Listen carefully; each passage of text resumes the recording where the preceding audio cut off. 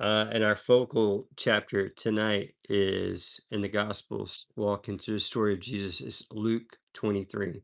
This is our third straight night of just third straight live. We'll just go ahead and say that of tackling the chapters in the Gospels on the cross, on the crucifixion of Jesus. And just as Matthew adds some, it carries over a lot of the same uh, stories, portions of the story that Mark does, and Luke does a lot of the same. Doesn't do everything quite as similar as what Matthew did to Mark, but just as Matthew added some details, Luke has given us some other details that we did not have already between Mark and Matthew, and they all just are just beautiful, like depictions or descriptions of what happened, of all the details of all these details about Jesus's crucifixion, the continuation of the trials that led into it, but then the stories of what actually happened leading up to the cross, but on the cross itself. So here we have Luke's telling of the crucifixion story, starting in chapter 23 with Jesus having been brought to Pilate, the Roman governor, Pontius Pilate, that is. The Jewish leading council had, Jerusalem council had brought him to Pilate and accused him, said, "We found him subverting the nation, opposing payment of taxes," which that's absolutely not true, makes no sense. They absolutely fabricated that. Jesus was asked very publicly what his stance on taxes was, and he was very like um, wise in how he answered the question. It's found in Luke 21. You know, if you wanted to research it for yourself, and there's a certain section there. It's not just Luke 21; it's also in Matthew 22 and in Mark, I think 13, Mark 12. Um, but in Luke 22, I said the wrong chapter. Hold on. I'll tell you what chapter it is. Luke 20, that is. And there's a section where it talks about God and Caesar, and he's talking about taxes right there. And he's very publicly vocal about where he stands or doesn't stand on taxes. And he said nothing of the likes very publicly about being against paying taxes to Caesar. So they absolutely lied to Pilate when they said that. Saying that he himself is the Messiah. Now he does, this is true. He does say that he's Messiah because he was the Messiah, in which they referred to that being a king. And that's the one key issue that Pilate really questions Jesus on in both gospel accounts that we've covered already, Mark and Matthew. Well, here we are, Luke. Pilate's asking him the same question. Pilate said, he asked him, "Are you so you are the king of the Jews?" And Jesus says, "You said it." In other words, you said correctly, you speak correctly when you say that. And Pilate then told the chief priests and the crowds, "I find no grounds for charging him for anything." But they kept insisting, and they say he stirs up the people, teaching throughout all Judea, Galilee, and where he where he started, even to um, here in Jerusalem. That is. So Pilate, when he hears this about in Judea, but also in Galilee where he started, when he hears that about Galilee, and he's thinking, well, Herod Antipas, he's in town, he's over Galilee. Let me send him to him. I don't know what to do with him because he doesn't appear to be anything other than innocent. So he sends him over to Herod Antipas, and there he is. And Herod was excited about it because he wanted to have this opportunity. He actually asked once, and Jesus refused. Um, it wasn't given as an order. Regardless, I mean, Jesus and had never stood before Herod, vice versa, and Herod had wanted this. So here, Herod, finding that he was under Herod's jurisdiction, he sent him to Herod. Um, it does say that Herod was he was eager to see a miracle performed by Jesus. He heard about all the miracles that Jesus does. And so he's standing before Herod, and Herod's asking for a miracle. And the chief priests are like all over Jesus, like accusing him of all these things. But Herod, with his soldiers, they treated him with contempt. They mocked him. They dressed him with a brilliant robe and sent him back to Pilate. Because, I mean, there was nothing coming out of that. That very day, Herod and Pilate became friends. Previously, they had been hostile toward each other. So Jesus said nothing in response to his accusers. He performed no miracles for Herod. Herod was, I guess, probably disappointed about that, but regardless, he saw no grounds to accuse him as well. So he sends him back to Pilate. Now it's Pilate's problem again. Pilate called together the chief priests, the elders, and the people, and said, "You have brought me this man who's you have brought me this man as one who subverts the people, who really is a revolutionary, as if he himself was a revolutionary." But he wasn't. I mean, not in the sense of what that meant by definition. Did did he bring about a revolution? Yes, but it wasn't one that was a political revolution. It was a spiritual revolution. And he, when you look at John's gospel account of this, when Pilate's interviewing him, uh, Jesus says it's not a physical kingdom, it's a spiritual kingdom that I came to be king over. Um, Pilate again says, I find no grounds to charge him for the things that you're accusing him of. Neither is Herod. He sent him back to us. Clearly, he has done nothing to be charged with, period, but certainly nothing to be deserving of death. He says, therefore, just so I'm doing something, I'll have him whipped, I'll have him scourged, and then I'll release him. For according to the festival, uh, he had to release someone to them. That was just the terms that he had with the people. He had an agreement to release him. So he's like, well, I'll scourge him and I'll have him whipped and I'll send him. I'll release him. And they cry out. The crowd cries out, take this man away. Release to us Barabbas, which Pilate had offered Barabbas as given to us in other accounts. And it says here that Barabbas was thrown into prison for rebellion that had taken place in the city and for murder. And they're asking for a murderer to be released back onto the streets. Does it make any sense? Jesus was the opposite of a murderer. He was the one that came to give life and to give it to us more abundantly. But then there's this murderer, a true revolutionary, according to the terms of what a revolutionary would be been and done and was guilty of, and a murderous one too. And Pilate wanted to release Jesus and address him again, but they kept shouting, crucify him, crucify him. And a third time he said to them, why? What has this man truly done wrong? I found no grounds for the death penalty. Therefore, I mean, it wasn't even deserving of scourging, wasn't deserving of any punishment. Therefore, I will have him whipped and then release him. He's insisting a third time.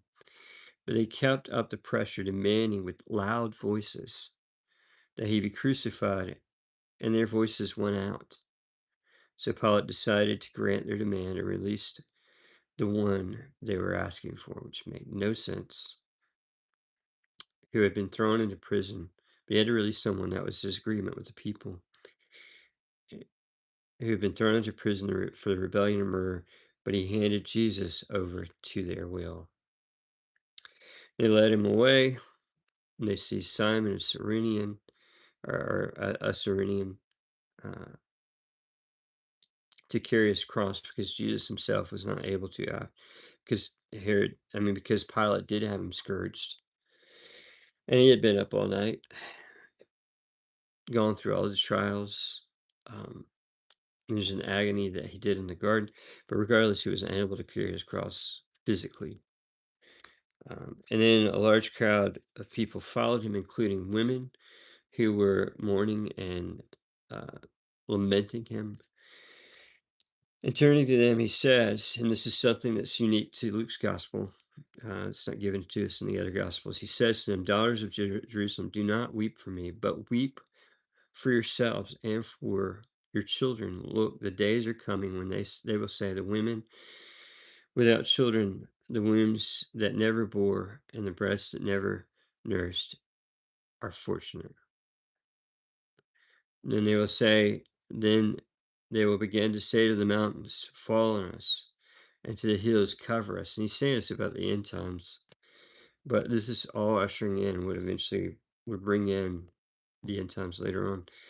And which I don't know, maybe he was referring to the seizing of Jerusalem in 70 AD, because he does talk about that too in other scripture before this. For if they do these things when the wood is green, what will happen when it is dry? And so Jesus is then, he's crucified between two criminals, two of the revolutionaries that were locked up with Barabbas, but Barabbas got to go free. He was a murderer. His accomplices are there, and crucified with Jesus, after all, rather than Barabbas being crucified. And when they arrived at the place of the skull, they crucified him there along with the two criminals that is mentioned, one on his right, one on his left. And Jesus says, and this is also unique to Luke's gospel, but thank God, God gave us this. This is beautiful, some of the most beautiful words ever said, and some of the most impactful words ever said. Jesus said, "Father, forgive them, for they do not know what they are doing." Could a single other person have ever said that? Jesus could, and Jesus did. And if he can say that, why can we not say the same to anybody else? Now, I say that for those of us who are followers of Jesus, if you never place faith and trust in Jesus and decided to truly follow him, you have not the ability to forgive people in a way that is supernatural. But by God's grace, for those of us who do have faith in Jesus, we are able to have a supernatural ability to be able to forgive people in a way that only God can enable us to.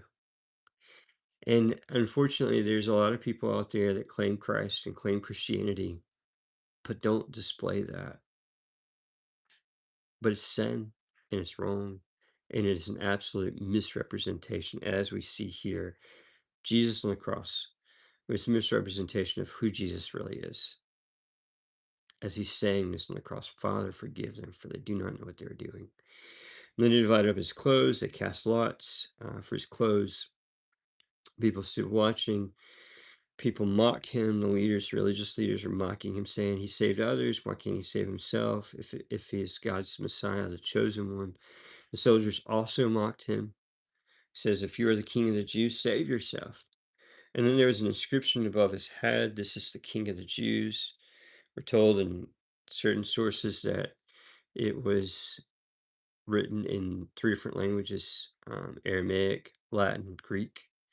And then one of the criminals hanging on the cross began to yell insults at him. "Aren't you the Messiah? Save yourself and save us too while you're at it." But the other answered. And at first they were both rebuking, they were both mocking Jesus. But this one in particular answered, rebuking the other thief, It says, "Don't you fear God, since you are undergoing the same punishment?"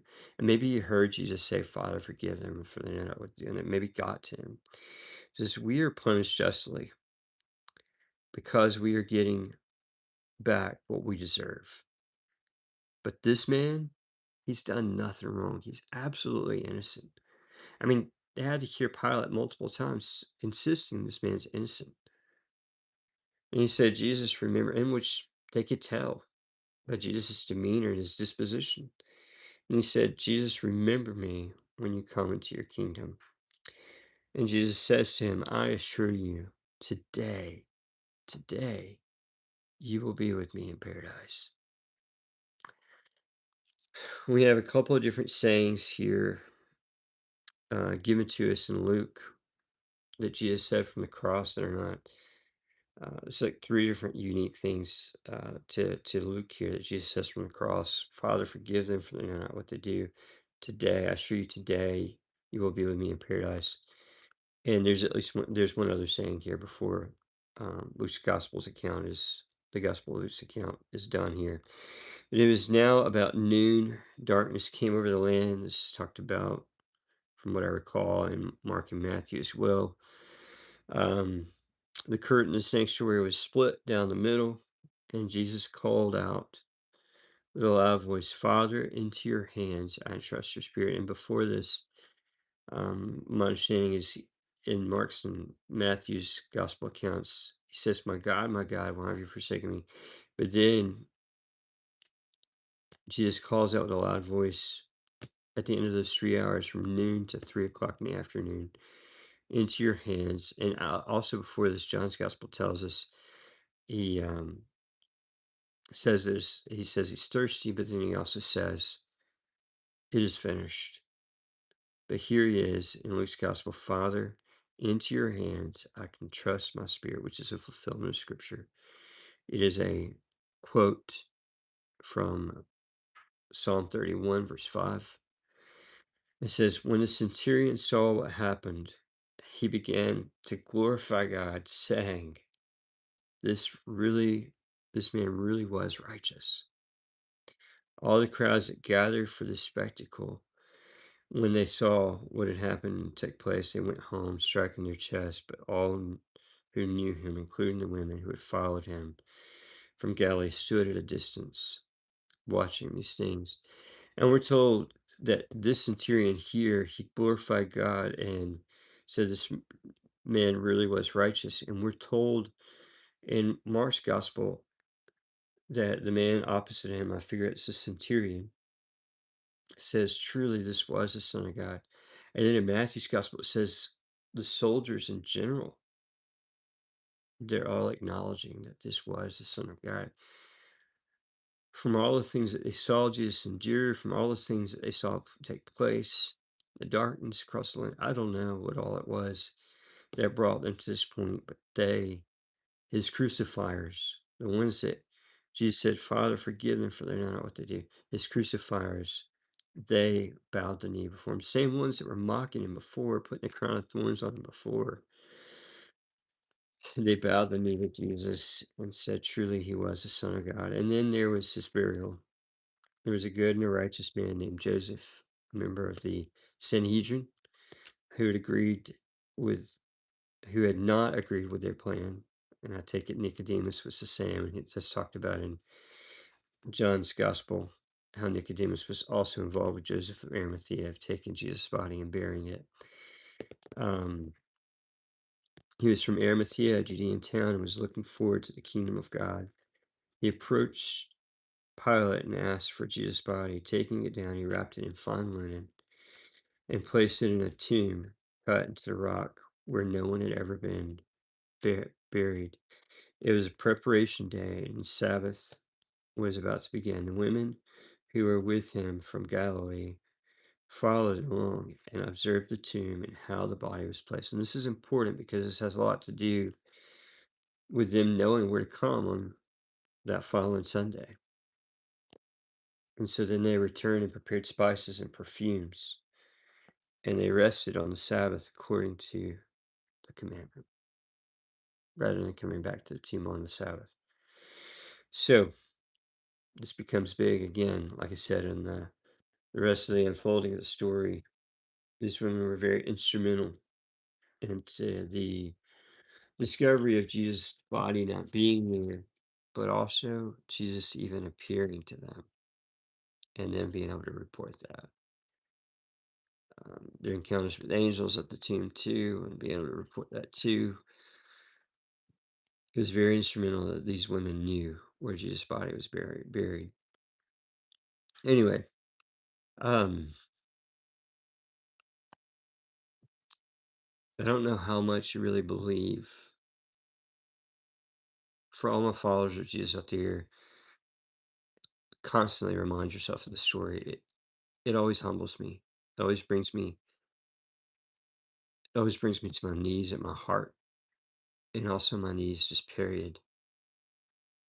Just the precious love that was shown for us there, and how precious we were to Him, precious enough that He would show such precious love. But I don't know for anyone out there that's not a believer, how much you really believe the story really happened or not. I'm just here to tell you it did. I know it with all my heart. I saw it in my own heart.